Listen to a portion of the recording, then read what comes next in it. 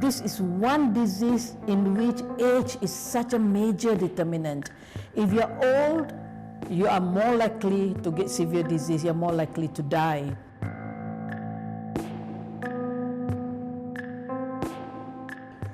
COVID ni memang tak ada kat mana-mana. Makcik pun macam takut nak pergi.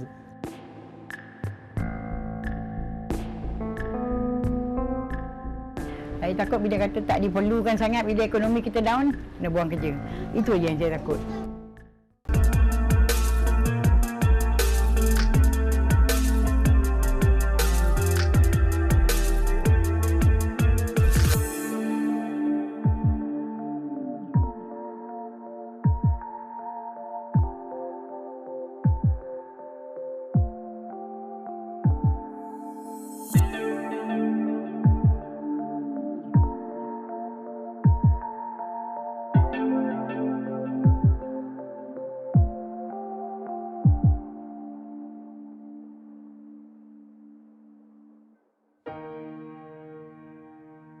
Saya dalam keluarga ni ada seramai 7 orang lah.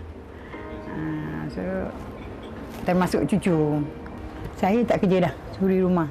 Pendapatan keluarga dari anak-anak je lah. Dulu suami bekerja, tapi bila dia dah sakit, lengkap dia tak boleh dah. Ikut pada anak-anak bagilah. Berapa yang dia bagi, itu je lah. Dan saya dapat bantuan dari Baitul Mal lah. Itu saya dapat 400 lah. Cucu yang kakak dia je, tadika. Tapi bila PKP ni, separuh daripadanya tak sekolah lah. Dia orang tak bagi kan? We call it, this is a child rights crisis because every aspect of children's life were affected. It's due to a lot of things, due to the social fabric dismantled. We saw a disaster situation in access to education because world were not prepared to have a digital learning due to device, due to access and infrastructure, and of course the knowledge on digital learning. So this is a learning crisis globally. Pak Usuria lah yang mengajar. Ngajar membaca alhamdulillah lah boleh dah. Macam tu je lah. Susah jugalah, susah. Budak tak sekolah susah kan. Saya takut besok ni macam tahun ni esok baru 6 tahun masih boleh tadika lagi.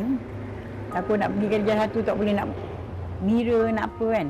Itu yang susahnya. We have seen in this study, where children has to share and they don't even have computer or tab. They're sharing using their phone among their own siblings, and sometimes we also saw where neighborhood children comes and helps children to coach. So they're at home, they're bored.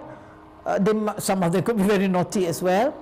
They cannot do online learning. You have to feed them. There's not enough money to buy good, nutritious food, and very likely they are getting depressed as well.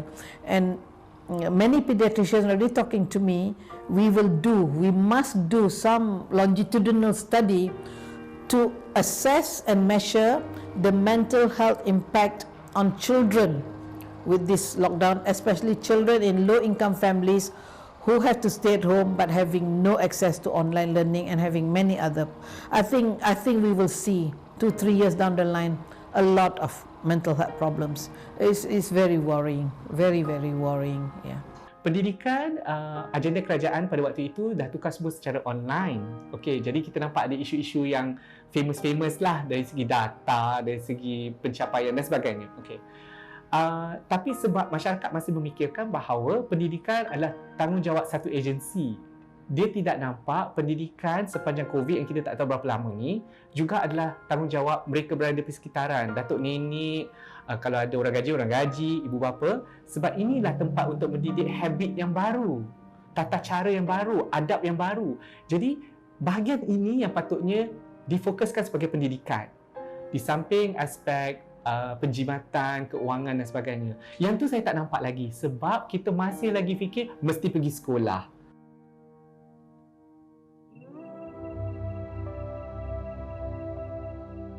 Makcik memang masa tu macam tak boleh nak cakap rasa. Sebab kita dah biasa anak-anak cucu tu datang. Macam kalau hari Minggu petang kan ramailah datang. Macam tu Tengok datang hari Minggu, kadang-kadang ada yang datang hari Minggu, ada yang datang hari Sabtu. Macam tu. Masuk KP tu memang, ya Allah ya Tuhanku. Makcik ni tak pandai. Jadi kalau ada yang cucu datang tu, mak kita video call, mak siapa nak tengok pakcik, video call pakcik. Kita nak buat, kita memang tak pandai. I would be very depressed if I don't see my grandchildren. So I'm thinking of the mental health of the older people. You know, like already you're so stressed about possibility of falling sick, possibility of death, and now I cannot even get to see my children and my grandchildren. COVID ni memang tak ada kat mana-mana. Makcik pun rasa macam takut nak pergi. Merasa takut. Bukan takut kita nak mati tu, mana-mana kita mati kan. Tapi kita takut macam apa, kalau kita dah kena sekarang, dah semua kena kuarantin, anak-anak datang tak boleh, macam tu je lah. Tapi masa yang mula-mula tu memang kita tak pernah pisah dengan anak-anak. Seminggu tu mesti ada datang. Seminggu mesti ada datang.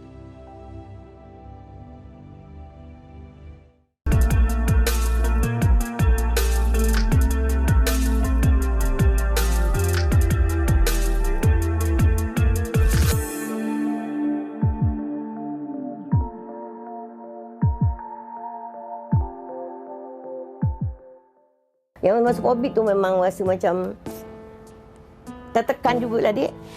Memang tertekan. Sebabnya yang bawa tu selalu menantu yang kerja CMB tu. Terpaksa pergi bawa lah bil rawatan tu. Nanti sampai dekat Taman Semulin tu memang ada polis roadblock kat situ. Masa tu dekat apa ni, tempat dia kerja ni, dia kata kena pula COVID. Ada yang kena COVID. Jadi dia dah kontak rapat dia kena kuarantin kat rumah 14 hari. Tu saya pun memang rasa susah lah. Yelah, anak yang ada kerja. Tak terpaksa lah. Saya suruh menantu tu, mintalah tolong. Orang ni cuti, kena buat abah. Sebab kalau tak cuci memang tak boleh. With MCO, you can't leave the house. So it could be the husband who used to go to work and is diabetic or hypertension. Now the husband is retired, the husband stays at home. She has to look after him in terms of giving him his medicine and perhaps having depression as well. Maybe a mother-in-law, father-in-law, father who is also now cannot go out to the hospital to get to the clinics or to wherever to get the normal care in normal time. They're all at home. So the woman in that family as an informal carer will have again extra burden in terms of informal care work.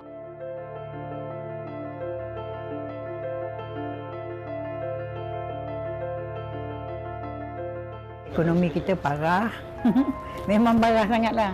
Yang saya takut jangan, sebab anak saya yang perempuan ni dia kebudayaan. Kebudayaan ni jenis tahun sambung kan. Dia bukan tetap. Saya takut bila kata tak diperlukan sangat, bila ekonomi kita down, dah buang kerja. Itu je yang saya takut. Itu yang macam rasa macam sempit lah kita.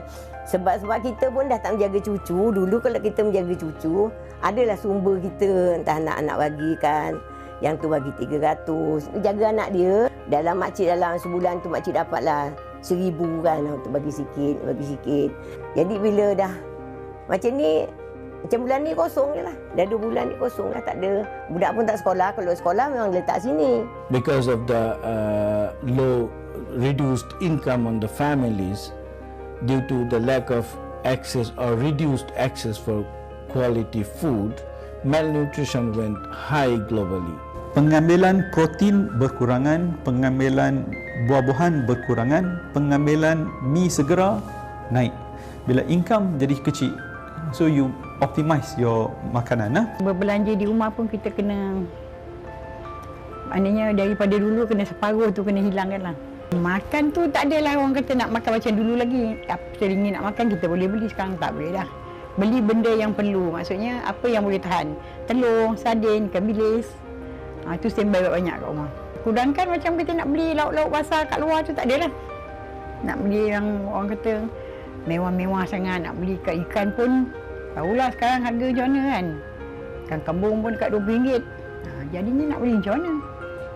Bantu dari anak-anak. Anak-anak pun pendapatan pun dah potong-potong kan. Kita pun tak boleh nak paksa dia orang.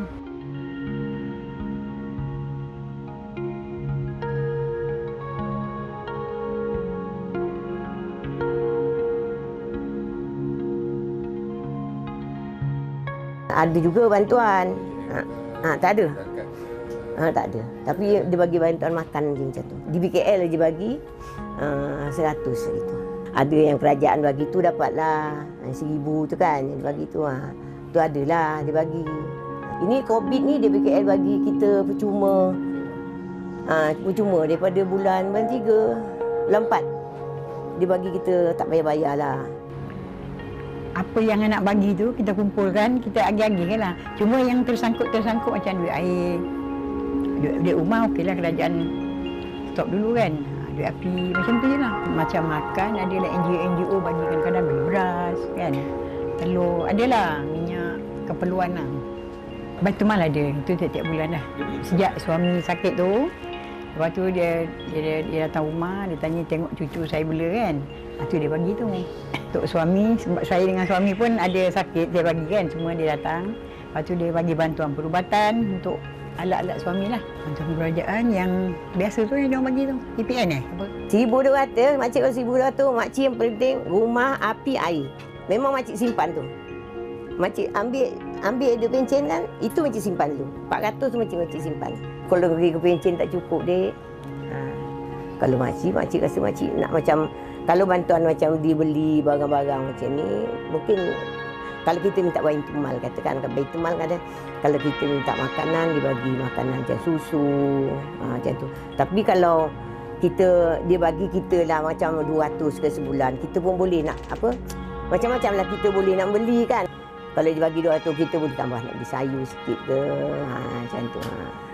Itu je lah. Our aim on this study is to create an empirical study that provides the Malaysian government with insight on structuring their budgets as well as social infrastructure to ensure that no Malaysians are left behind during and after the pandemic. As a very popular word says, for every crisis has a silver lining, and we believe that through an in-depth understanding of Malaysia's urban poor, which is covered in this study, we can prepare a more robust and all-encompassing safety net so that the vulnerability is no longer a status applied to any Malaysians. Because of the COVID pandemic, which is identified as a current gap in the country's social security and benefit system, which naturally tends to have the biggest impact on socially and economically vulnerable groups among us, especially the elderly, the women and the children.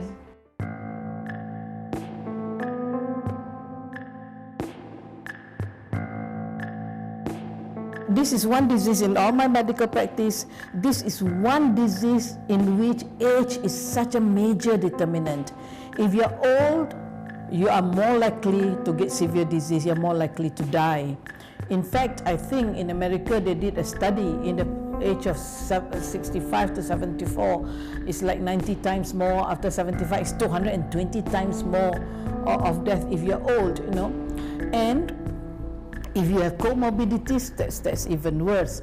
So this is one disease where age is such a major determinant, so much so in almost all countries that have decided to give the vaccine, that the top priority to get the vaccine will be frontline workers and old people. So the impact of COVID on the old people is really very, very serious. Yeah.